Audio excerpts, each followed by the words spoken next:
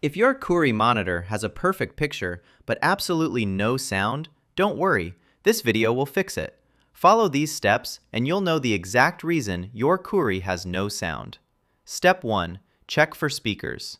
The first thing you must confirm is whether your Koorui monitor actually includes built-in speakers. Many models don't, and instead provide only a 3.5mm audio out port for headphones or external speakers. Search your exact model number online under specifications and check for built-in speakers. If your model does have speakers, continue to the next steps. Step 2. Use right cable. Make sure you're using a cable that actually carries audio. HDMI and DisplayPort send both video and sound, but VGA and DVI do not. If your monitor is connected through VGA or a cheap adapter, you will never get sound. Switch to an HDMI or DisplayPort cable, reconnect your monitor, and restart both devices. This alone fixes the issue for many users.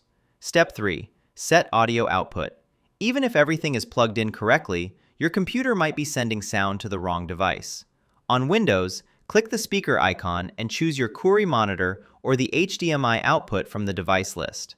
After choosing the correct output, play a video to test it. If you still hear nothing, move to the next step.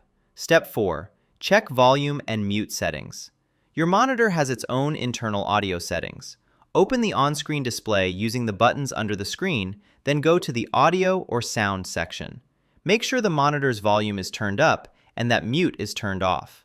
Some Koorui models also let you choose the audio source, so ensure HDMI or DP audio is selected.